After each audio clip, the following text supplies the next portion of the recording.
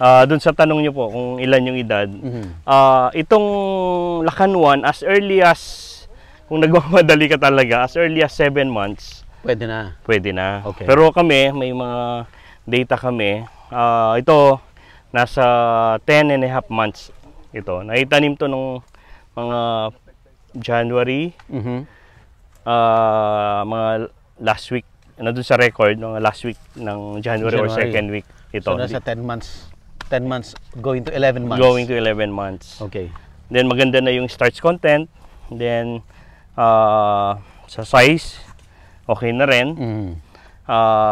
Para yung magpa-process ng kasaba cake or pichi-pichi, starchy, maganda na yung starch, masarap. Kaya yun yung mga system natin dito, o yung mga data na kailangan para ma-meet yung quality, quality sa farm, then quality din sa nagpa-process.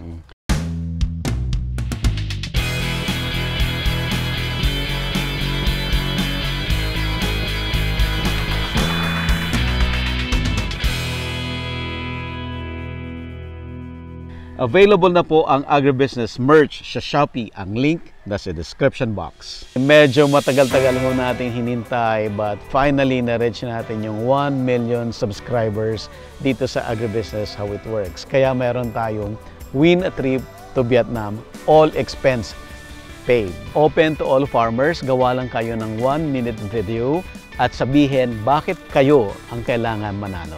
Ang full mechanics, basahin lang po sa Facebook page ng Agribusiness How It Works. Make sure po na basahin mabuti ang mechanics para ma-qualify. Pwede na kayong mag-post ng entry ninyo. Ang contest ay hanggang January 5, 2024. Ito po ay in partnership with Inspired Learning Tours at NutriHydro Plant Nutrients.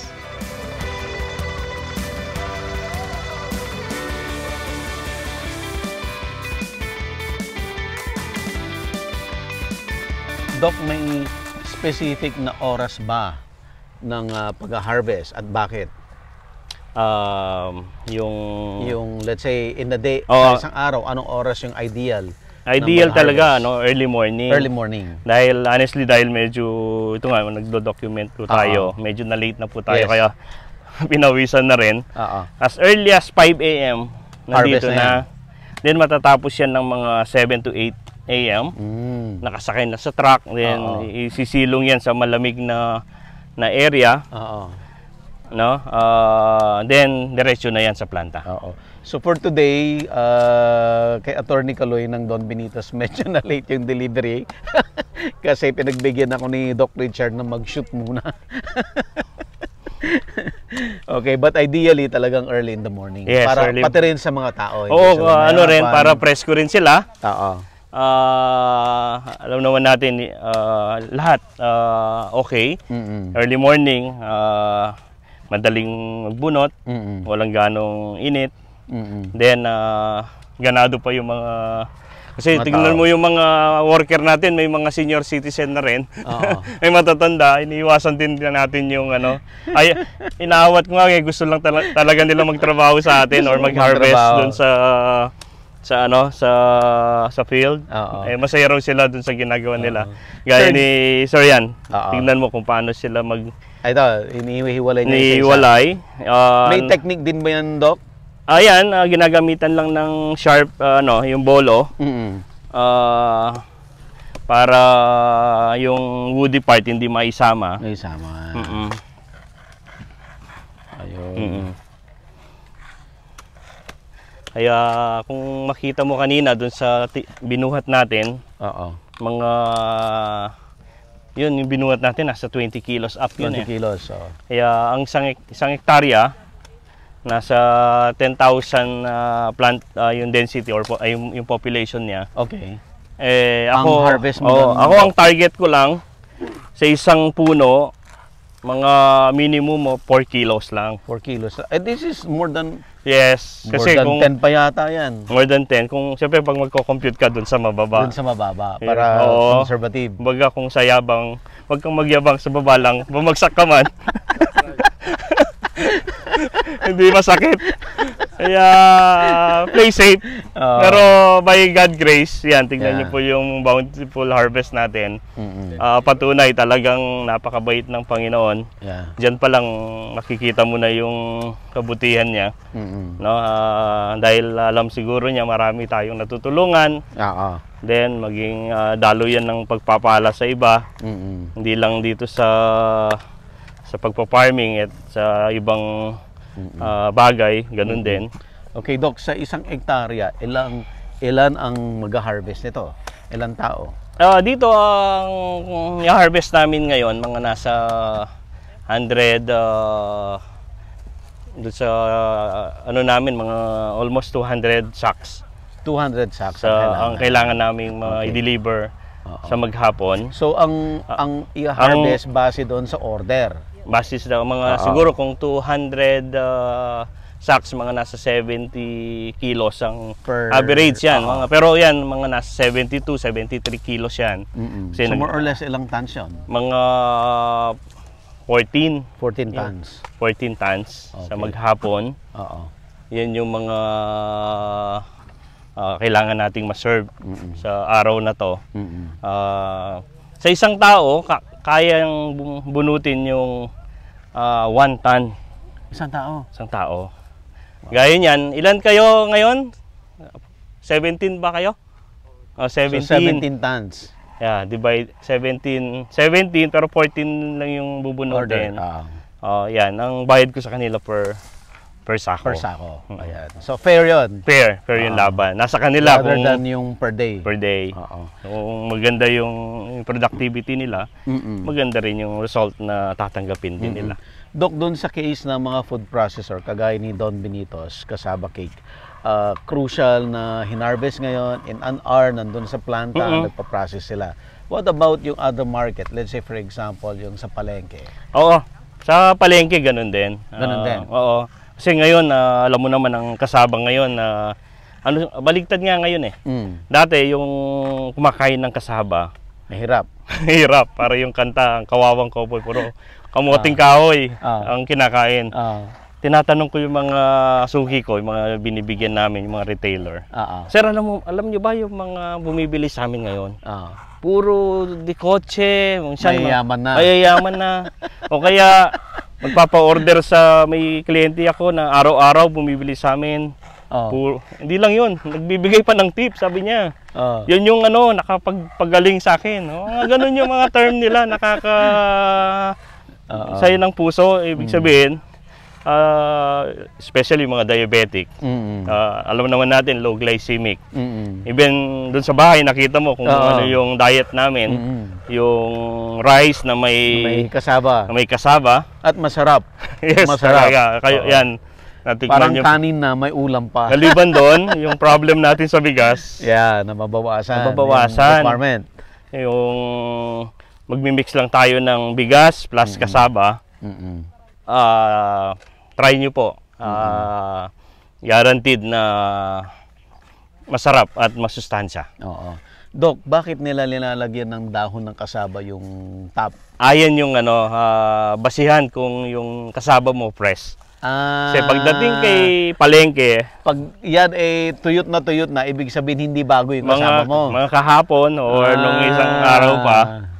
Kasi pero minsan may mga nagdadaya kukuha ng dahon. Pero ako naman, dahil mga kliyente natin talagang matagal na yung namin, yung relationship. Kahit wala yan, walang problema. Kahit wala yan. Yun ang kagandahan talaga pag relationship. Yung na-establish. Ang na-establish, Kaya dito sa pagkakasama namin dito sa Pampanga, lalo na yung mga grupo namin. Ako naman, sa ngayon nakikita ko successful eh. May mga kasaba farmer ako na yung kumamaya kung may mapuntahan natin yung farm nila. And yung success story din ng buhay nila. Yun natapos yung mga anak, paggawa nila yung bahay nila. Dahil lang sa pagtatanim ng kasaba. Dahil sa pagtatanim ng kasaba. Kaya ano sa amin to gold dito sa Pampanga. Yung kasaba. Kaya kung titignan mo, yellow yung kasaba namin. Ito yung tunay na gold dito sa sa farm. Nagulat nga ako, may biglang bumisita sa farm. From Cagayan po, no, Pastor? Pastor. Yeah, saka Tarlac. May gusto rin Sir, din. dito po kayo. Yeah. Konting ano tayo. Yan. Liga, Pastor. Si Pastor... dito po kayo, sir.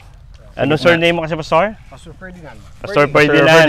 Cagayan Valley. Cagayan Valley. Cagayan Valley. Cagayan Valley. Kaibigan ng pastor namin, si Pastor Ezra. Pastor Ezra.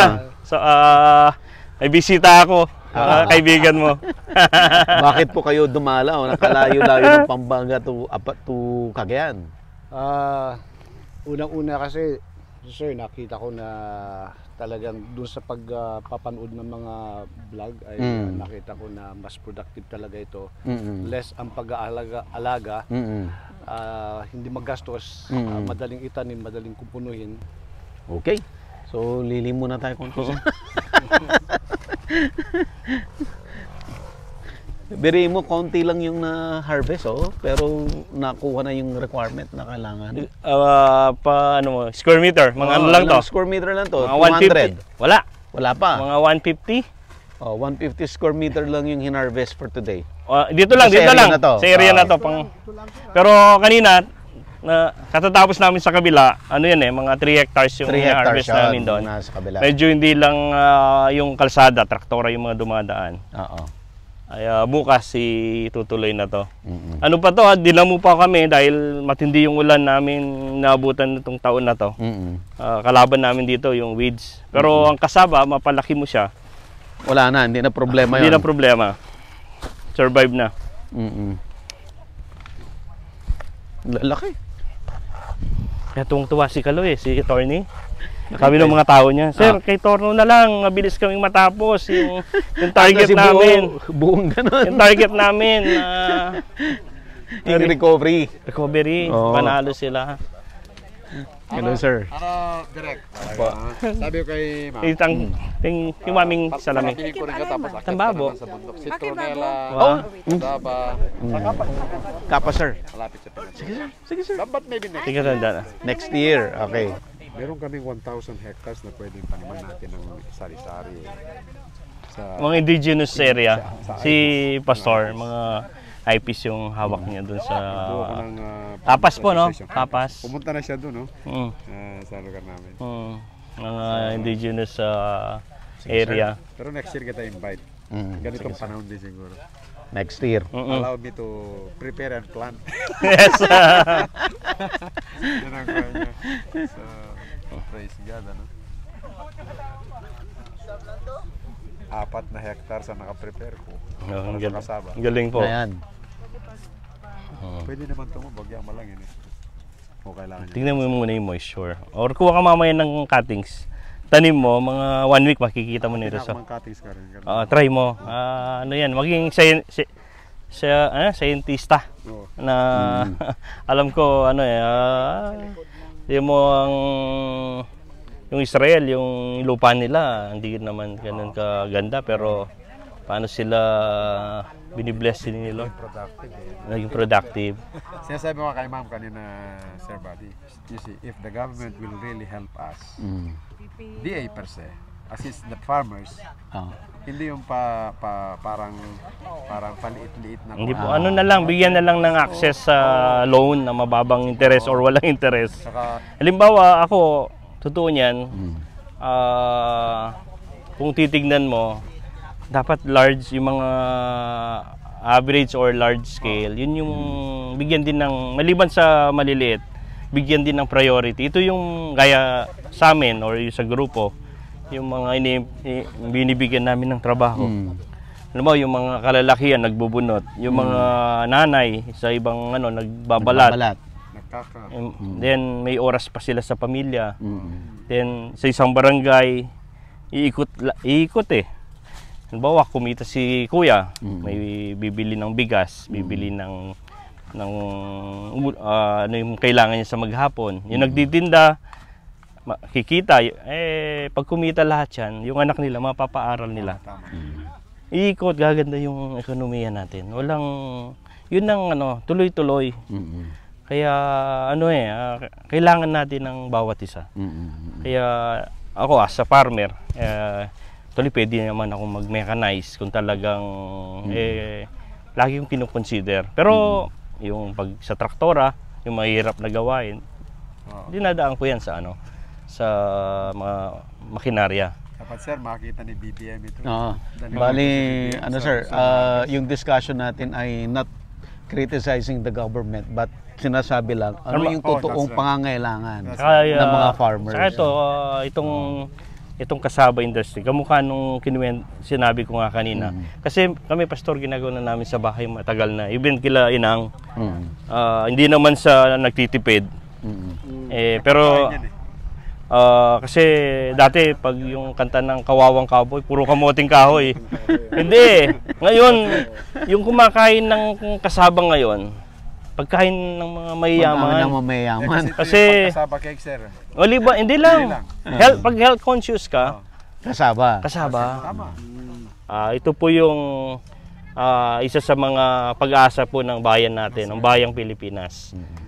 Kami, sabi ko nga, pag nagsaing kami, 50-50, cassava tsaka rice.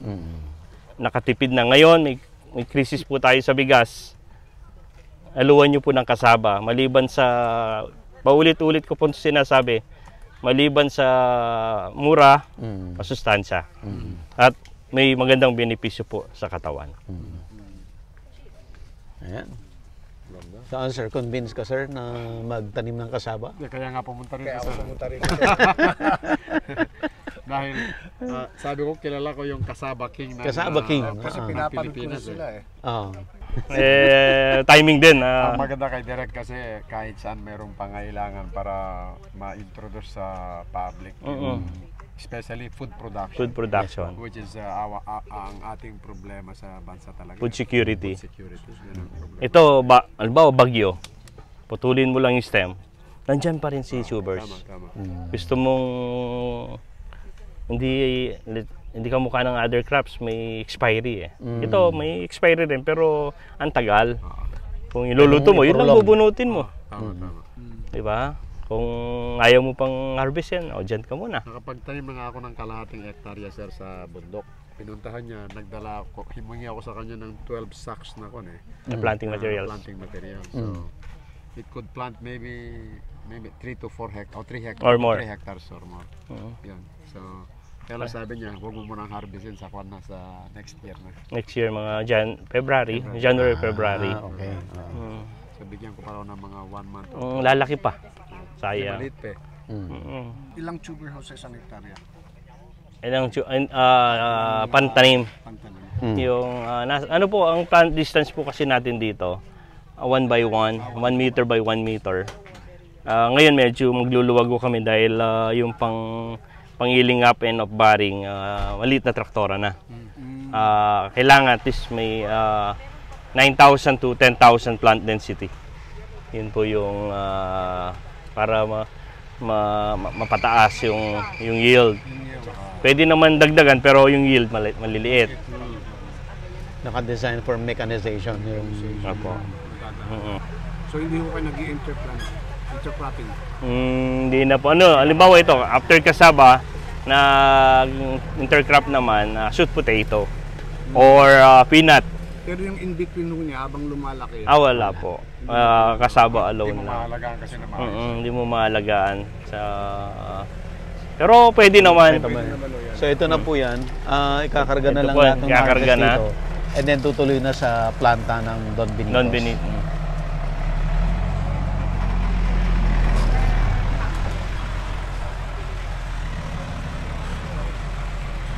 Imagine, yun kanina 20 kilos. 20 kilos.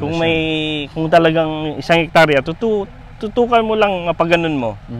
200 tons. 200 tons, Doc? 1 hektarya? May potential. May potential. Pero siyempre actual.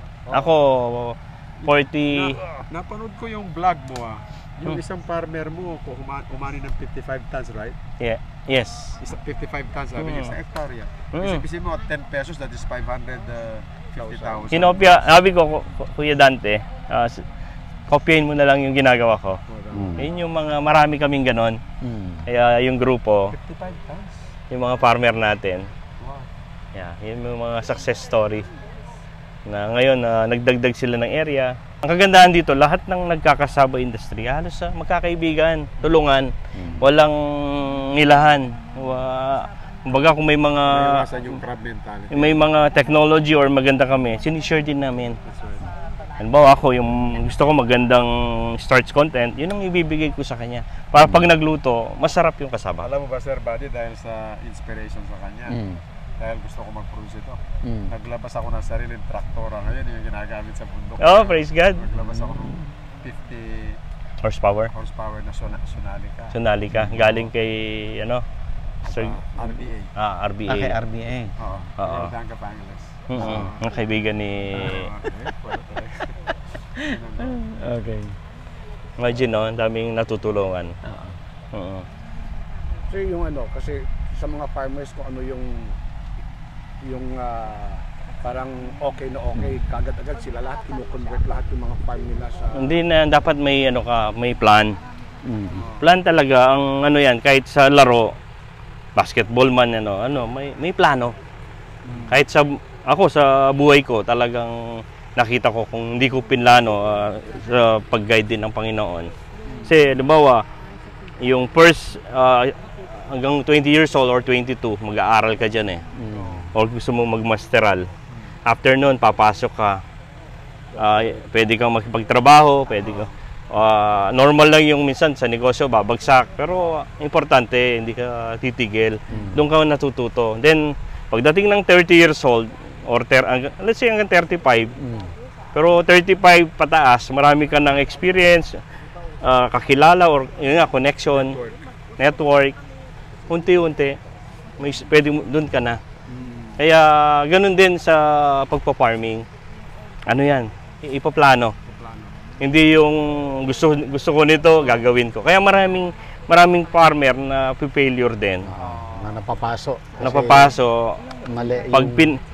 maliban sa dapat gusto mo yung ginagawa mo or mahal mo yung ginagawa, may plano. Bibigyan ka naman ng wisdom ni Lord na paano mo gawin. Ang higit sa lahat, yung heart mo. Hindi naman sa sinasabi ko na napakabuti ko, hindi po. Pagpilitan ho nating gumawa talaga ng mabuti. No? Pag ganun yung desire, hindi po magmimintis. Talagang especially dun sa mga blessings. Sa kanya lahat ng gagaling yan. Wala ko tayong magagawa. Yan po, isang patunay po kung gaano yung provision niya po sa bawat isa sa atin at sa napakabuti. So yung mga local market, halimbawa sa amin,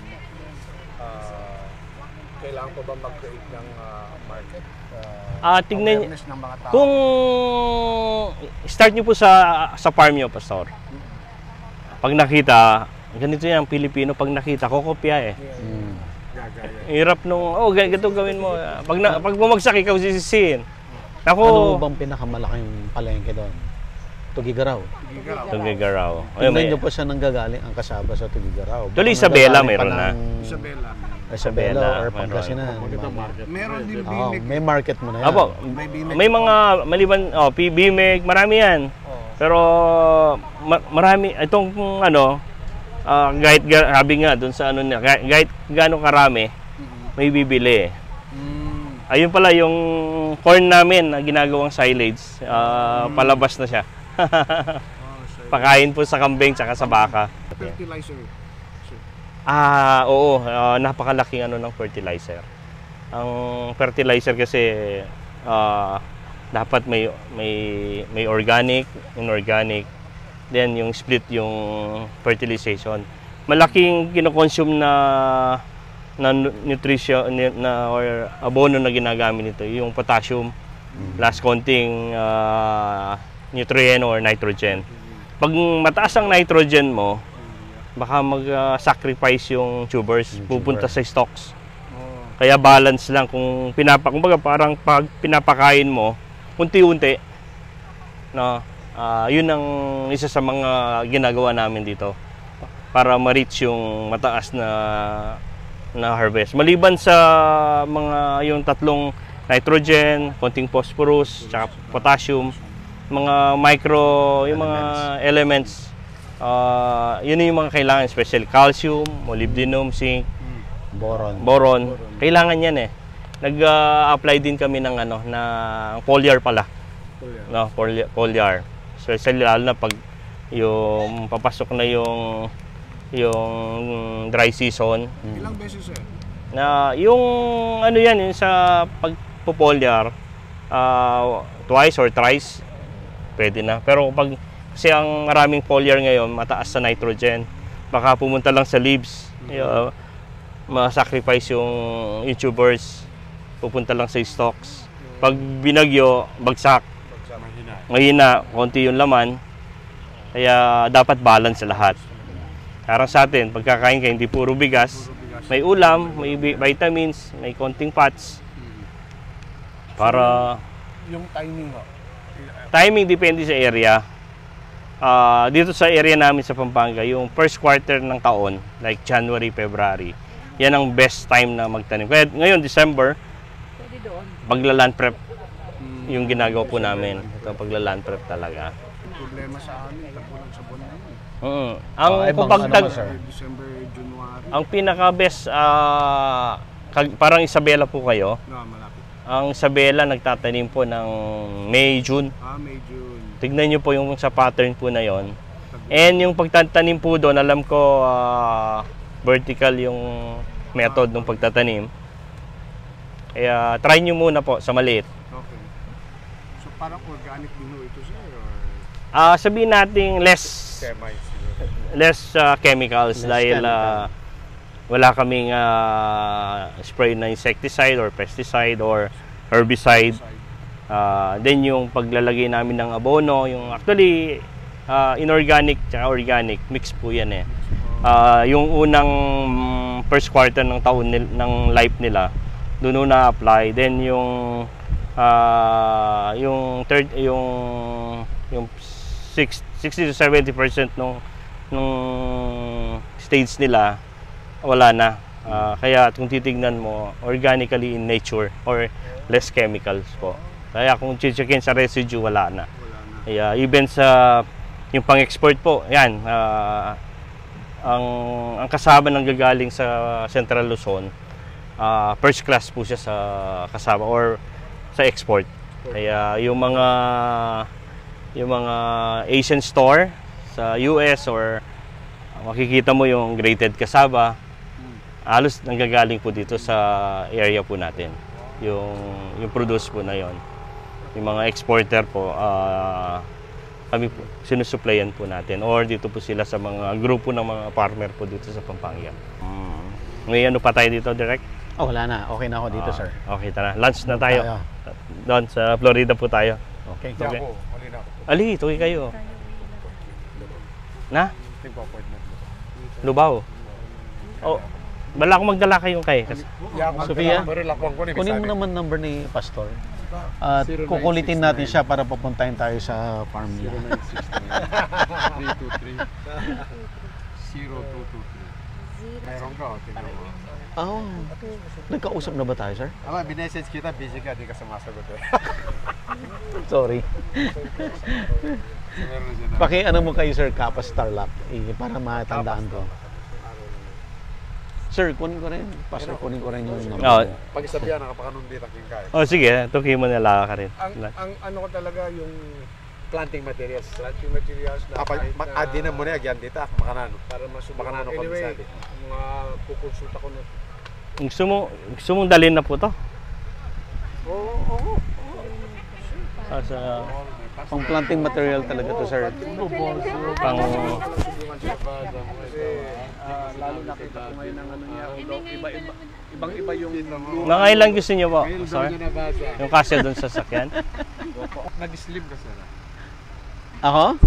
Hindi, ganun daw sa personal, sir. Mas gwapo sa personal. Slim direct, hindi gwapo. Oo nga eh. Iisip ko kayo kayo mamamimit ang mga ito kasi palagi kong pinapanood kayo sa Sofia, si Pastor daw. In fairness, talagang malaking pakinabang ng agri-community sa Ay, thank you, sir. Thank you po. business. Opo. kasi marami kami na. Kasi mga parang hands-on na thing sa mga talagang mga producer katulad ni Kasaba King. Yung mga experience talaga nila na totoo. Hindi siya theory. Oo, hindi theory. Let's go.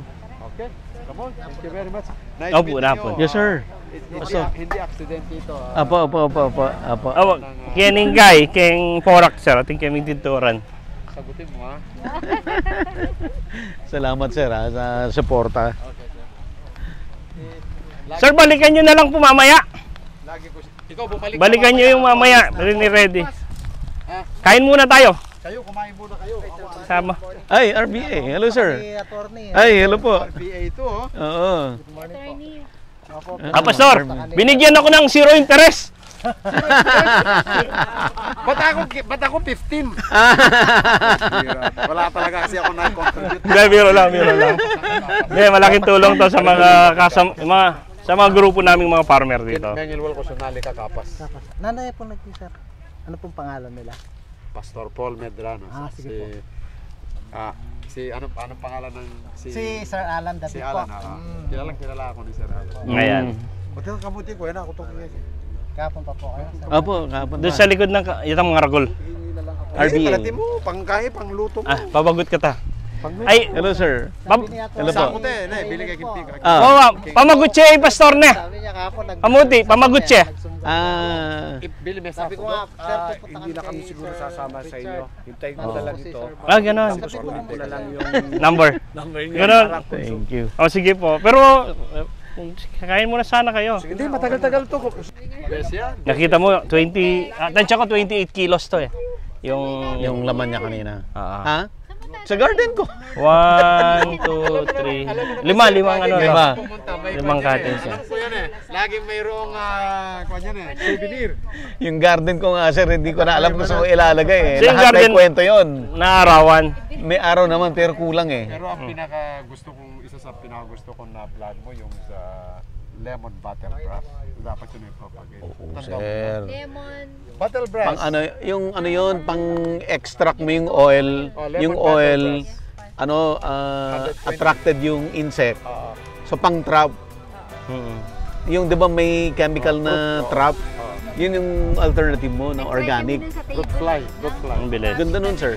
Nakakalat lang yan sa mga Dami. garden. Kahit dito. Hindi, yan ang gusto kong isa sa mga gusto. Nagtanim na nga ako pa unti-unti Oh, Sa bundok din gusto ko yun. buti pa si sir. Yung napanood niya, nagawa na niya. Pag napanood ko kasi, merong material tatanim ko. Pero yung citronella at saka yung lemon. Lord, meron na kayo? Saka na lemongrass sa Balanti, Tarlac. May Opo, nalala? opo. Oo. Kaya sila Ali, pabanteking Balanti. kayo. Sa Balanti. Wah, sabihan mo karela. Ma'am Dinan mo Myra. extra ngayon eh. May love. Timing, no? Lahat. Ngayon mo lang din nakita personal. May malalaki pa dyan. Oh. May malalaki pa. Talaga.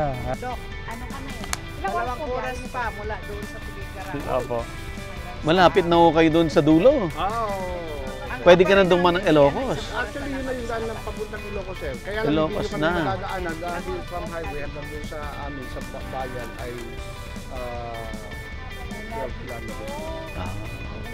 Mauna na ako sa inyo. Ano pa? Thanks. Pas, Pastor, apa? Pastor, thank you Sige ba.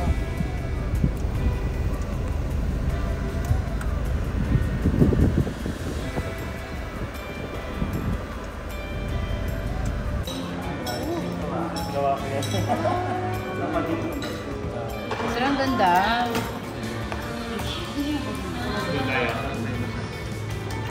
Pero ako gusto ko sana yung natural. Available na po ang agribusiness merch sa Shopee. Ang link nasa description box. Agribusiness, how it works. Instruct, inspire, succeed.